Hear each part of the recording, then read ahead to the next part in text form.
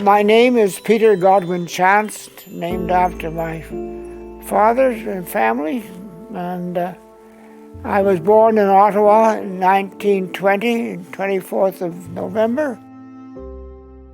I was in the Naval Reserve in Ottawa, thanks to a next-door neighbor, and I subsequently entered the Naval Reserve division in Ottawa as the midshipman, which is the lowest non-commissioned officer.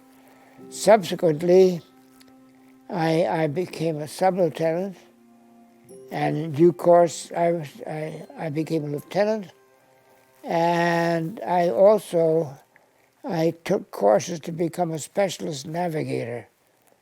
But I then went on to serve in Skeena until, that was in May 43, and I was with her until she was lost in September 44.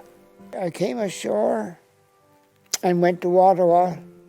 I was a director of navigation, and I taught navigation and aircraft control at the Naval Air Station in Shearwater in 1960. So for me, it was a never-ending round of very interesting appointments. I was very much taken with the idea of the Navy, so when I went down to Halifax in June 1940 for summer training, sure enough, I met a wonderful guy named Ted Ord, with O-R-D-E, who had lost an eye during the Halifax explosion, and who, amongst other things, carried a little box of eyes, each one more bloodshot than the next one. The last one painted with a Union Jack, and he used to, as the party wore on in the wardroom, and we were all getting very jolly, he would change his eyes, and he'd end up with his pièce de résistance, Union Jack. Terrible. Anyway, it was a source of great amusement. With a group of 14 other guys, we were all sent over to England, and we did courses and we tramped around all over the place. I was sent to a ship called Mauritius, and Mauritius was a colony-class cruiser with 12 6-inch, 8 4-inch torpedo tubes, a ship's company of about 600, and we went from Scapa down to Gibraltar, to Freetown, West Africa, down to the Cape and up to Durban, Mombasa, and to Aden, and eventually ending up in Singapore in the dry dock. I then came back to Canada, and May 43, I joined Skeena. And from May 43 until the time she was lost in Reykjavik off Iceland, I was started off as a Joe boy, and the engineer officer was a hell of a nice guy, Johnny Long. He called me a half-baked limey because I spoke with a very marked UK accent. Hello, chaps, and all that sort of thing, you don't know. Anyway, I got that fixed up pretty quickly. And through to the end of 42, before I joined, the Germans were winning. They were knocking off ships like crazy, and the UK was down to 3 weeks before they had to capitulate.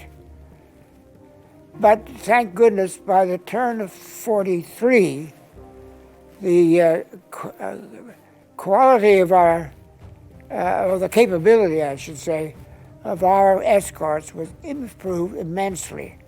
We had HFDF, high definition warning surface. We had a better command and control. We had a thing called TBS, which is talk between ships, and that was a terrific improvement. And by the time the war was over, 750 U-boats were sunk and 43 Kriegsmarine were drowned, which was dreadful. But there was one time when I was on passage going back to the UK in a ship called Seacliff. They had what they called squid, and they could fire these bombs from the quarterdeck over the top of the ship, ahead of the ship, so that when it landed, it got to a depth where the submarine was. And of course, that took care of the submarine. We also had a thing called Hedgehog. And Hedgehog was fitted in our ship in Skeena, which, when it was fired from the forecastle on spigots, it cast a ring of bombs over the target. And that was very effective as well.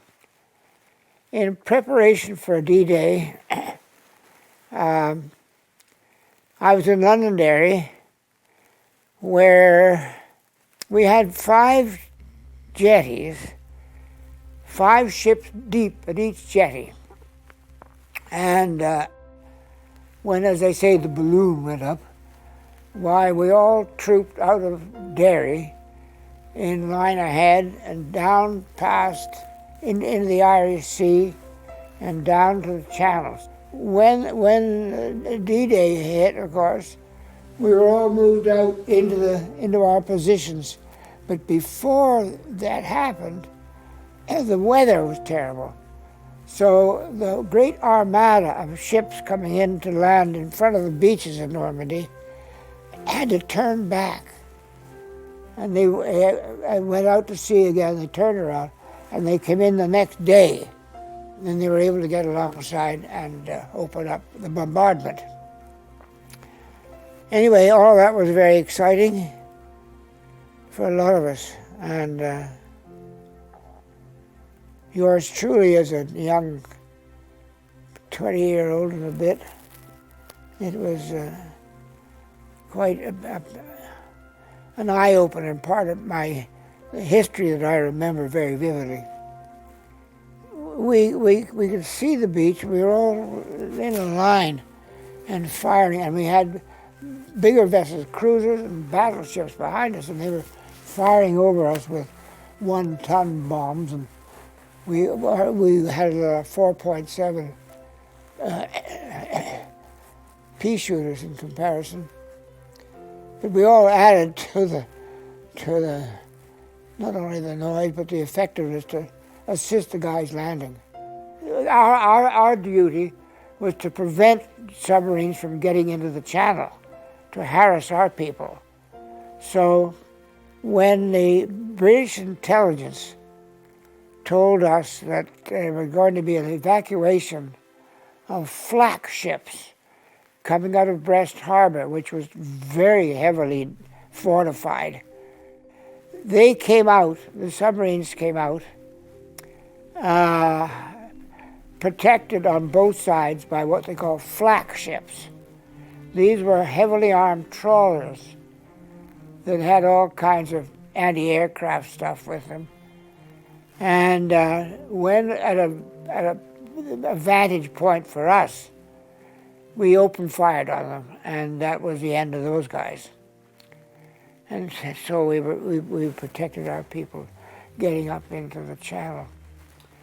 Somebody said, "Hey, wait a minute, we got a guy up here trying to get into us." He was a Heinkel, and he had a device which would allow him to home in on us. And so here he comes in, and we're zigging and zagging a bit. But the main feature was when he dumped his glider bomb, he controlled it. And that glider bomb came down between 2 rows of our ships. For us, it just turned the ship on its side. We lost vacuum. We were stopped dead in the water. Everybody went on, and when we got vacuum again, of course, we were going like the clappers, And so we were going ahead, and the senior officer eventually said, "Slow down, wait for us." And that's how it was as we got into the darkness.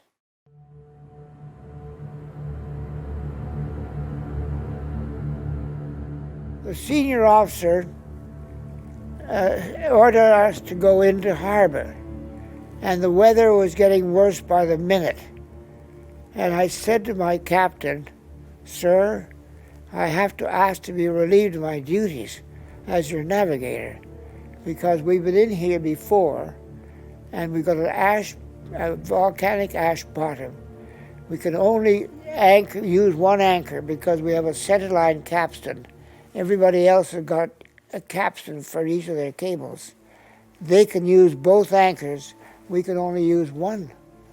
And so he said, "Well, pilot, I take your views, but will you try to put her into what is considered to be the safest position?"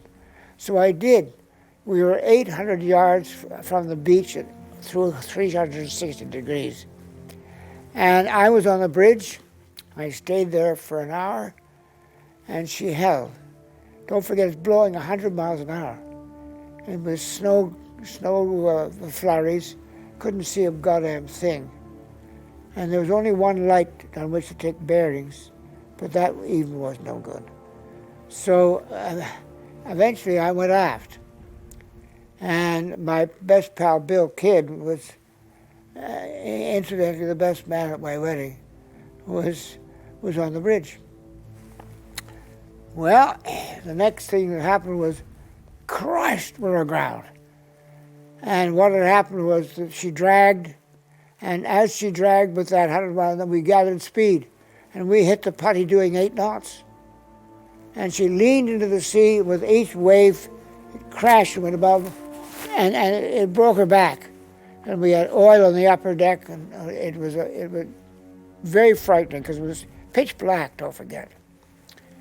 And some guys decided to try to get ashore in a Carly float. Well, a bunch of them went, but 15 didn't make it, and they're still up there. I remember seeing a picture of me at the funeral, but I don't remember being there. We were all in shock. But anyhow, yeah, it was a pretty emotional time.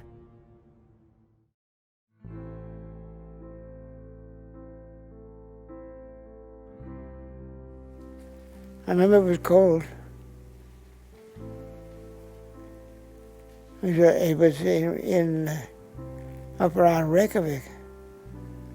When Skeena was lost, we went down into the canteen because as a secondary job, I was the canteen officer. So we opened up the safe with all the water and God knows around us, and we got a sack of money, 50 pounds worth, LBS pounds, and another sack full of notes, 5 pound, 10 notes. We took all this loot to the, what was it called? NAFI, the Navy Army Air Force Institute. And we presented ourselves with all this stuff, and we said, "We're from Skeena, you know." Very quiet. "Yes, we know all about you." "Oh, yeah, sure. We're glad to have you back." And so, well, I said, "We got all this money."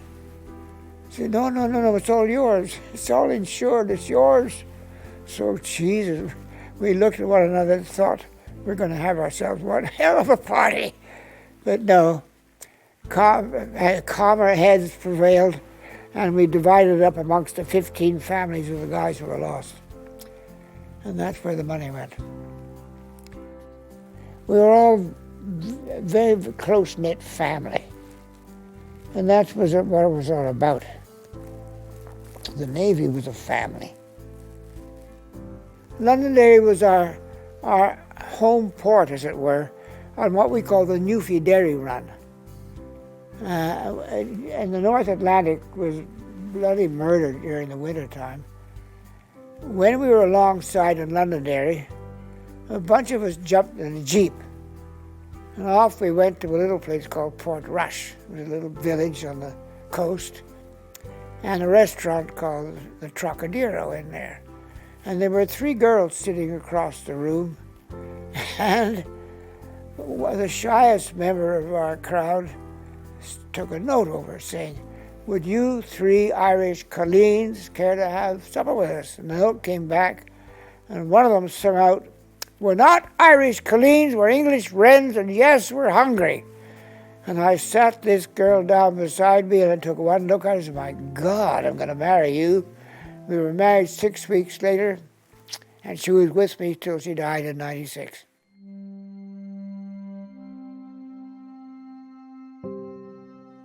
Well, it's a record of the trials and tribulations of a wartime sailor, I guess. But I considered myself so bloody lucky, you know. And people were very supportive to the old guy. And I look back on it, and I think for others following in my footsteps, the kind of examples that I had, that they might be of use to other generations coming forward.